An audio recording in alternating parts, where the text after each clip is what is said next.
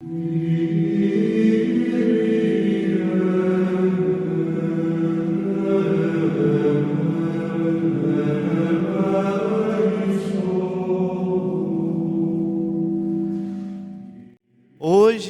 com grande alegria, celebrando a festa da Páscoa, nós estamos iniciando a terceira semana do tempo pascal. Um tempo oportuno para a gente, a cada dia, ir aumentando a nossa fé, o nosso vigor no Cristo ressuscitado, que ilumina a escuridão, que ilumina as nossas sombras. E hoje nós estamos diante deste relato do Evangelho de João, já no finalzinho do texto de João, em que o Senhor aparece no lago de Tiberíades aos discípulos. E nós vimos de modo muito especial a figura de Pedro. Eu gostaria de destacar este Evangelho pensando em duas partes. A primeira parte, nós percebemos que Pedro, ele diz, eu vou pescar, e os outros o acompanham, vão junto com eles. Isso é muito significativo. Primeiramente, quando nós olhamos para Pedro, André, Tiago e João, o ofício, o trabalho, o que eles viviam antes de conhecer Jesus era pescaria. Eles pescavam, viviam ali, no mar da Galileia, como a gente escuta o Evangelho de Lucas, como nós ouvimos lá no início do tempo comum, nesse ano C.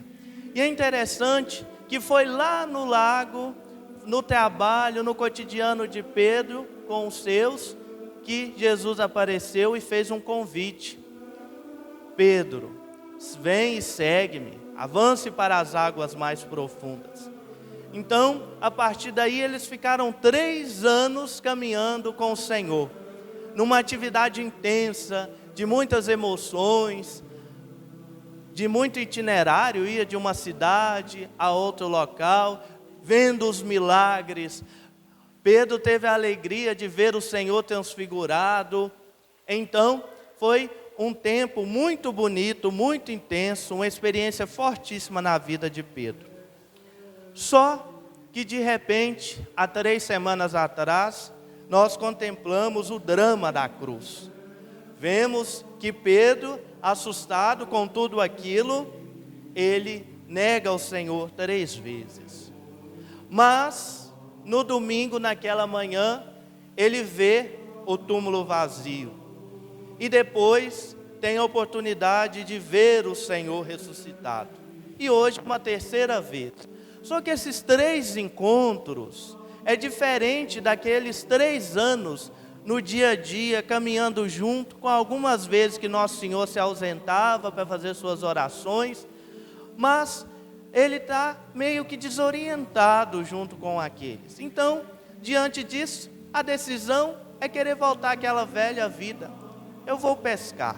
Então ele vai, lança as redes, pesca a noite inteira, mas de repente aparece Jesus, de forma discreta, às margens do lago de Tiberíades, e ainda diz, tendes algo para comer? O que eles responderam? Não. Ora, sem Jesus a pesca não foi frutuosa. Então eles dizem, não temos nada. E aí o que o Senhor fala?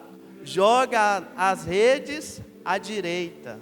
E aí de repente, vem as redes cheias, com 153 grandes peixes, como diz o Evangelho. E neste momento, quando puxa, desbloqueia a memória afetiva. Volta lá 3 anos atrás, quando o Senhor os convidou. Volta aquele primeiro amor, aquele encanto. Então a primeira reação de Pedro, ele vê que está nu, ele pula na água. E o discípulo amado reconhece, é o Senhor. Mas reconhecendo o Senhor, eles não se atreviam a perguntar se era o Senhor de fato. Mas eles sentiam, porque era o gesto, eles reconheceram, eles voltaram naquele primeiro encontro. Então essa primeira parte, comem o pão, o Senhor de forma afetuosa os acolhe, pense vocês, eles passaram a noite tentando pescar, e agora imagino que estavam famintos, e de repente vê o Senhor, que alegria para eles, e ainda mais, o Senhor de forma carinhosa, humana, afetiva, tem as brasas com o pão e assa aquele peixe. Isso é um toque, meus irmãos, isso é uma delicadeza, porque Deus não nos cansa de nós, não cansou do povo no Antigo Testamento, e ainda é muito misericordioso conosco, como cantou o salmista, Ele não desiste de nós, e Jesus vai nesse afeto, nesse cuidado para com aqueles, e os motiva novamente na sua missão. Então entra a segunda parte do Evangelho, que é uma parte muito bonita, que é o Senhor questionar, chamar Pedro num canto e disse: Pedro, tu me amas? O que Pedro responde? O que Pedro responde? Pedro, tu me amas? E por 2 vezes ele responde: apacenta os meus cordeiros, as minhas ovelhas. Mas de repente vem uma terceira vez: Pedro, tu me amas? Tu sabes tudo, tu sabes que eu te amo. Mas Pedro respondeu entristecido. Interessante a reação de Pedro. E Pedro responde entristecido, porque diante da grandeza do amor de Deus, sobretudo recordemos a Sexta-feira Santa, Pedro tem consciência que tamanha é o amor de Jesus para conosco, que nós não conseguimos responder à altura desse amor. Então ele se entristece, ele tem consciência: Senhor, eu amo, mas eu amo segundo as minhas forças, segundo as minhas condições.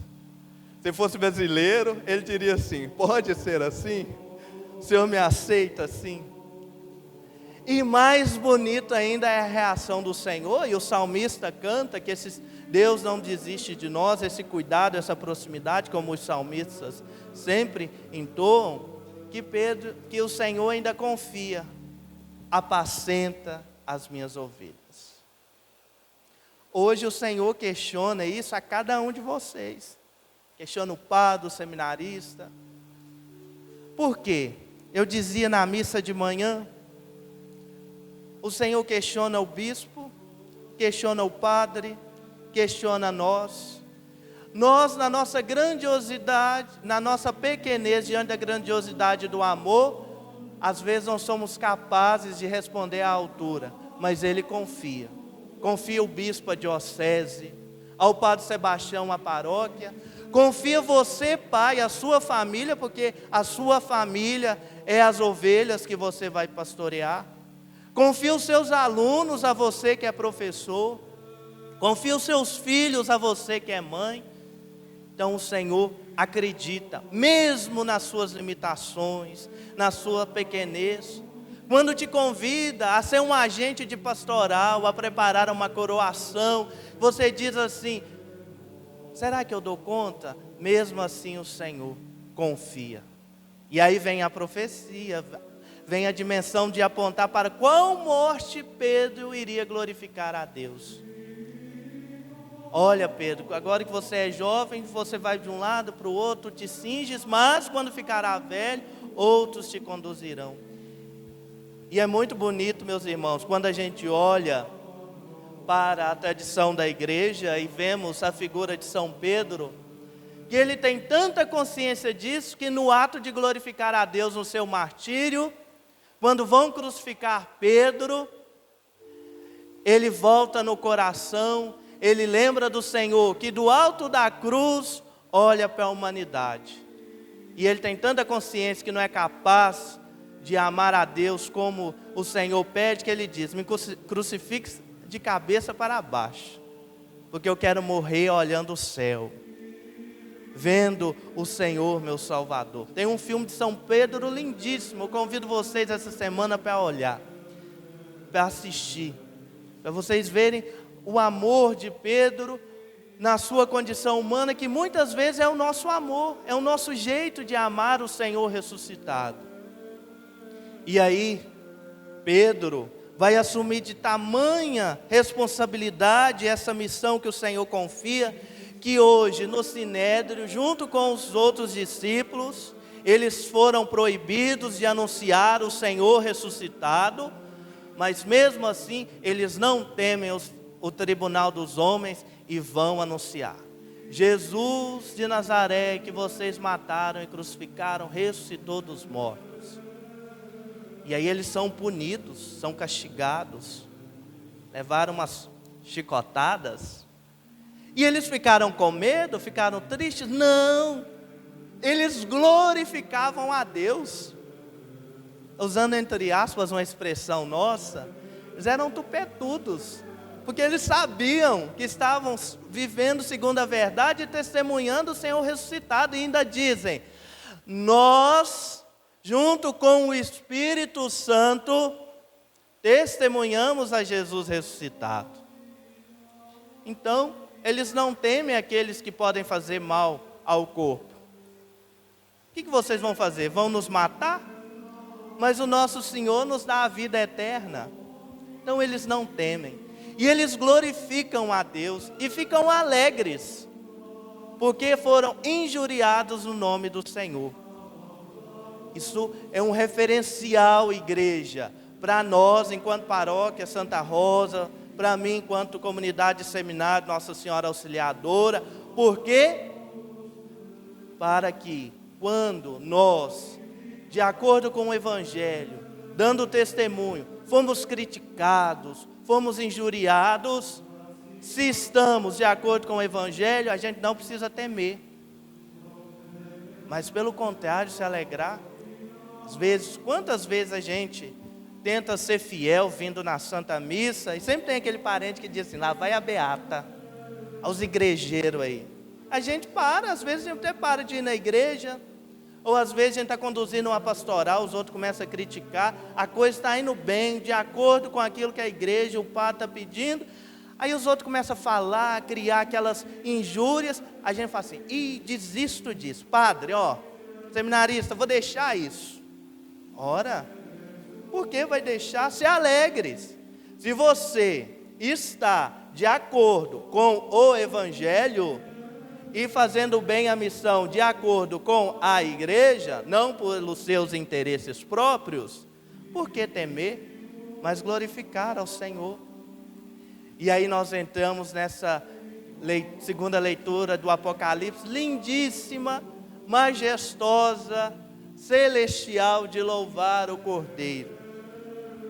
Mas, meus irmãos, então é uma liturgia para nós nos alegrarmos diante do testemunho de Pedro e dos apóstolos, e nos desafia, que eu gostaria de encerrar, a pensarmos como nós estamos testemunhando a nossa fé diante dos tribunais dos nossos dias. Porque muitas vezes, nós católicos, de acordo com a nossa fé na palavra de Deus, na tradição da igreja, naquilo que a gente crê, às vezes a gente é questionado lá no nosso trabalho, na nossa rua, nas universidades, a gente que faz às vezes o ensino superior, algo que contradiz a nossa fé, e a gente fica caladinho assim. Quando questiona, a gente recua, a gente sente vergonha, e a gente não abraça, não testemunha, e às vezes não testemunha porque a gente fica com vergonha de depois ser debochado, virar meme nas redes sociais, né? Sobretudo às vezes, os nossos jovens, quantas vezes nossos jovens assumem a fé, mas às vezes recuam um pouquinho, porque fica com medo de ser caricaturado, né? Receber essa caricatura de forma negativa. Mas a primeira leitura, ela é formidável para nos encorajar.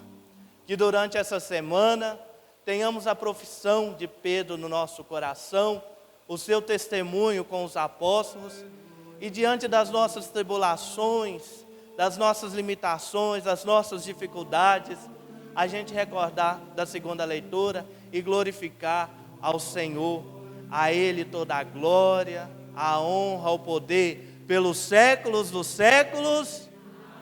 Louvado seja nosso Senhor Jesus Cristo.